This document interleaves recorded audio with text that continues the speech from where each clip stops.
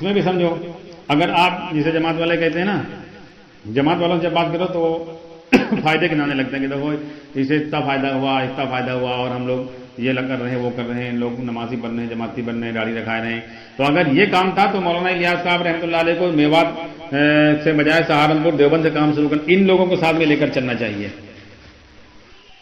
لیکن نہیں، میوات میں اس لیے شروع کیا تھا وہ بالکل کورے تھے۔ یہ سمجھ لیں گے کہ پرورش کرنے والا اللہ ہے، کیونکہ ابھی ان پر کوئی چھاپ پڑی نہیں ہے، اور انفرادی محنت کی مولانا الیاس صاحب نے، وہی ترتیب حضور اکرم صلی اللہ علیہ وسلم والی جو مکے میں کی تھی، یہاں جو مولانا الیاس صاحب نے محنت ان میں جو بنے بعد میں ویسے نہیں بن پائے، آدمی زیادہ بن گئے چلے 4 مہینے والے اس سے زیادہ، لیکن وہ بات نہیں سمجھ پائے۔ اور مولانا الیاس صاحب کی دینی دعوت میں ایک بات لکھی ہے، مولانا الیاس صاحب نے فرمایا کہ میرے ساتھ میں ایک بڑے عالم ہیں، میرے کام میں چل رہے ہیں، میرے ساتھ میں ہیں، لیکن میری منشا وہ بھی نہیں سمجھ پا رہے ہیں۔ اور مولانا یوسف صاحب رحمۃ اللہ علیہ نے فرمایا کہ 20 سال ہو گئے تبلیغ میں لگے، اندر ٹٹول تو گوبر بھرا ہے۔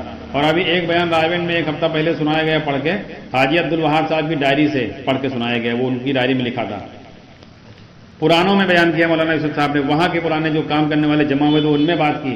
اس میں مولانا یوسف صاحب نے شروعات ہی میں کہا ہے کہ ان میں کام کرنے والا آدمی کوئی نہیں بن پایا ہے۔ اب یہاں سے اندازہ لگاؤ، یہ مولانا یوسف صاحب کا جملہ ہے جو وہاں پڑھا گیا ابھی ایک ہفتہ پہلے، ان کی ڈائری میں لکھا ہوا ہے، ہاں رائے بینڈ میں۔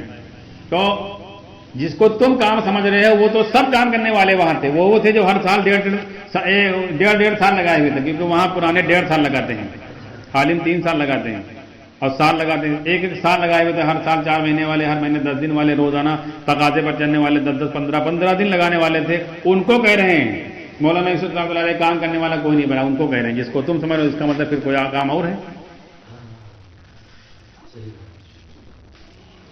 اور بھوپال میں جب اجتماع تھا، مولانا یوسف صاحب علیہ گئے تھے، پیر میں پھوڑا نکلا ہوا تھا، مولانا منظور نعمانی صاحب نے اپنی کتاب میں لکھا ہے، تو وہاں کسی اور کا بیان طے کیا تھا۔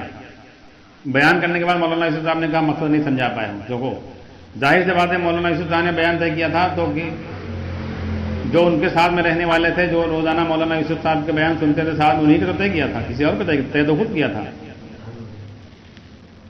اور پھر کہہ رہے ہیں تو مقصد نہیں سمجھا پائے ہو، پیر میں پھوڑا نکلا ہوا ہے۔ پھر کہنے لگے ہم پھر سے بیان کریں گے، مجمع گروہ کو 1.5 گھنٹہ مولانا یوسف صاحب نے لیٹے لیٹے بیان کیا۔ مولانا منظور نعمانی صاحب کا بیان ہے کہ پیر کا پھوڑا پھٹ گیا اور ہم لوگ اس کو پہنچتے رہے، آدھا سیر خون نکلا ہے۔ مولانا صاحب نے پھر سے سمجھایا کہ مقصد نہیں سمجھا پائے، 1.5 گھنٹے بیان پھر کیا مولانا یوسف صاحب نے۔ مقصد کیا تھا؟ مولانا یوسف صاحب نکالنا چاہتے تھے امت کو سبب پرستی سے، کہ ایک مجموعہ تیار ہو جاوے جو سبب پرستی سے نکل کر نمازوں کے راستے سے اپنے مسئلے حل کرنا سیکھ لے۔ پھر یہ اس سے آگے یہ بتاتے تھے کہ پہلے اپنے مسئلے حل کرو، گھر والوں کے حل کرو، پھر ملکی حل کرو، جب ملکی مسئلے حل کرنے جائیں اب تم کو دعوت آئی ہے، یعنی نمازوں سے اپنے تو مسئلے دور کے بعد دوسروں کے بھی حل کرنا شروع کر دو، جب تم کو دوسروں کے مسئلے نماز حل کرنے آ جائے تم کو دعوت اب آئی ہے، اب تم اس لائق بنے ہو کہ دائی بنے ہو، اب تم باہر جاؤ، چاہے جہاں چلے جاؤ، چاہے مصر چلے جاؤ، چاہے امریکہ چلے جاؤ، چاہے پارلیمنٹ چلے جاؤ، جب کوئی ضرورت پڑے نماز کا عمل کرو، خدا سے کہہ دو، اور کوئی جانے نہ دے نماز کا عمل کر کے خدا سے وہیں کہو کہ اللہ اس کو ملاؤ تو اس کو مارو۔ آپ کی بات نہ سنے کہنے لگے نماز کا عمل کرو، پھر وہ آئے گا باہر نکل کر، اور آپ کی بات نہ سنے تب اللہ سے کہو کہ اللہ یا تو اس کو ہدایت دے، اس کو مار دے، کہنے لگے 2-4 کو مار دو گے پوری دنیا میں آپ کو کوئی نہیں روک سکتا ہے، ایسے بنے کو،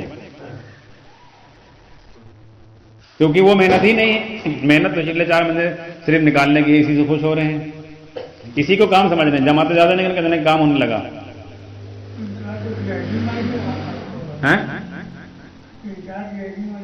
ہاں، اور ایک جگہ کا اور بیان ہے کہ مولانا یوسف صاحب کے زمانے میں ایک آدمی نے بیان کیا مرکز میں بہت تگڑا، وہ سب سارے مجمع کی تشکیل کر لی، مولانا یوسف صاحب نے کہا تو بہک گیا ہے، نکالنا مقصد نہیں ہے، سمجھانا مقصد ہے، کیا چیز سمجھ کر یہ نکل رہے ہیں، پہلے یہ ان کو سمجھاؤ، نکلنا کھاٹے تھوڑے مقصد نکل جائے، تم سمجھ رہے ہو سب کامیاب ہیں، کیا لیے نکل رہے ہیں؟ وہ بات سمجھ میں آئی کہ پرورش کے یقین سبب سے ٹوٹے، اس کو تو رہبانیت کہہ رہے ہیں۔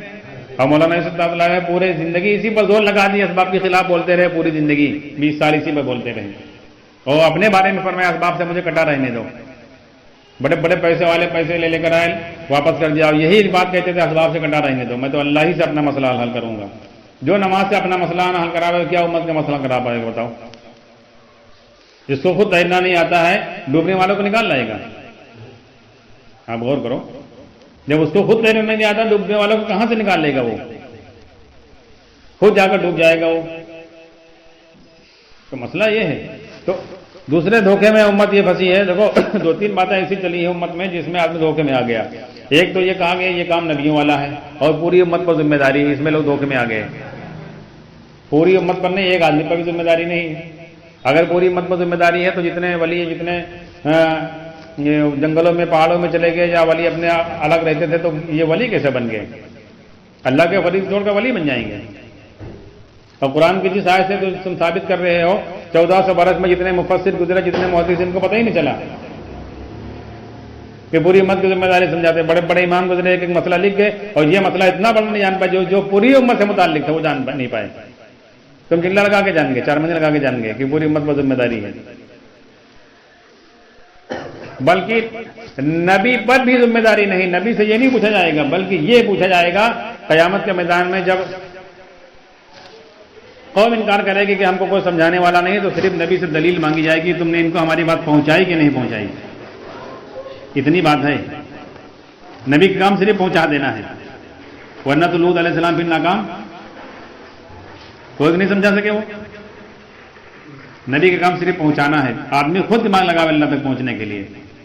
ہاں، اور یہ جو ذمہ داری کی باتیں کرتے ہیں دھوکہ ہے. آدمی اسی میں پھنسا ہوا سمجھ رہا ذمہ داری ہمارے اوپر ہے.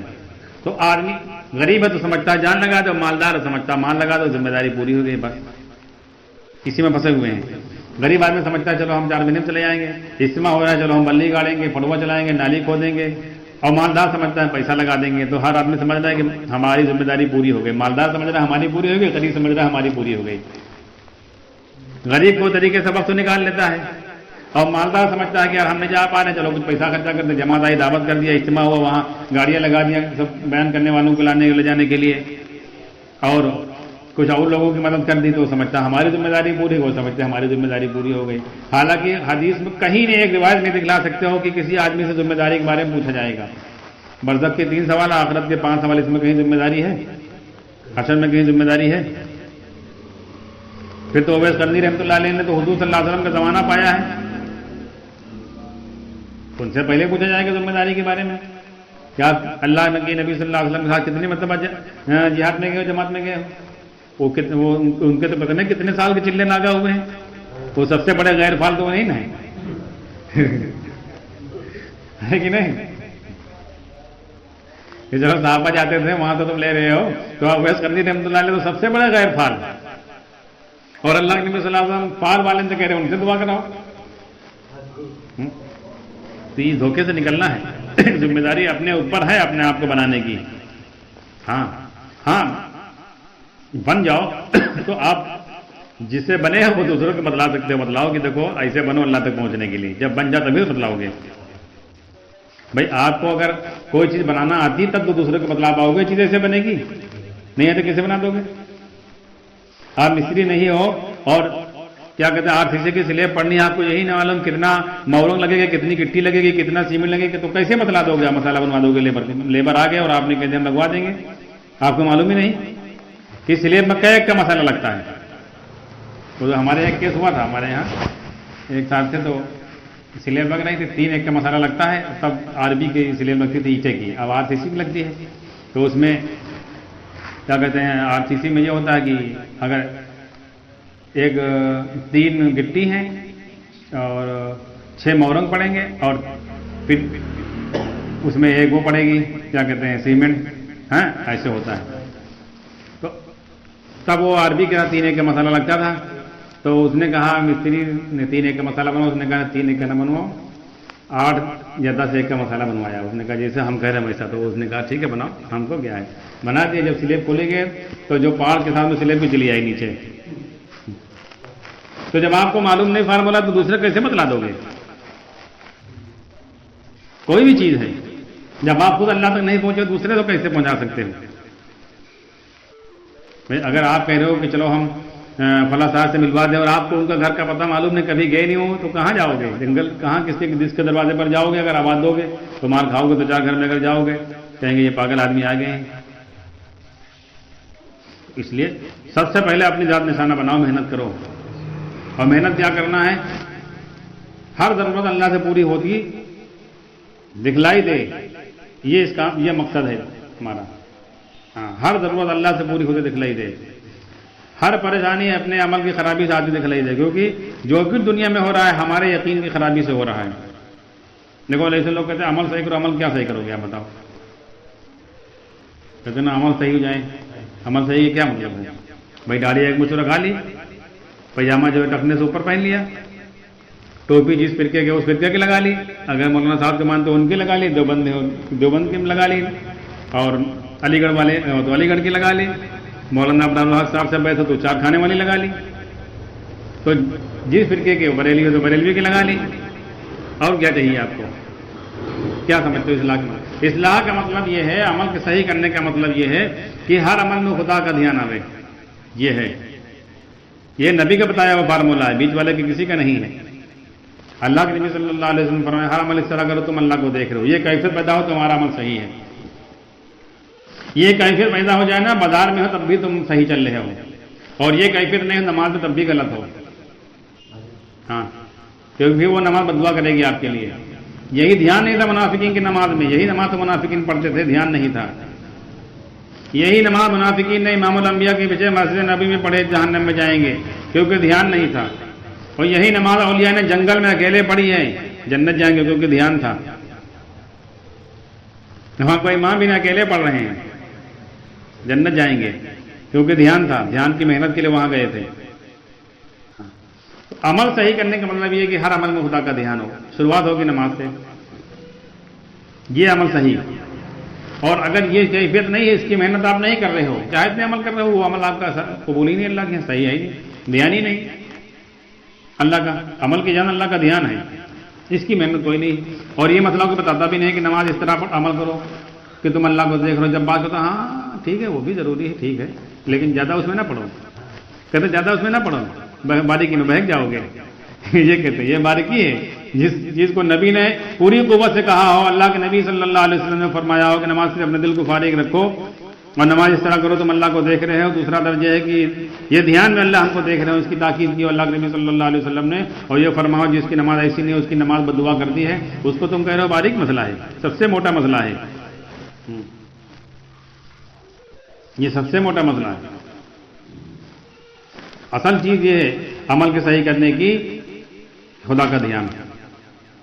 اب تم چاہے رفع دین سے پڑھ لو چاہے بغیر رفع دین سے، سب طرح نماز ہو جائے گی، کیونکہ نبی سے ثابت ہے سب طرح پڑھنا. بس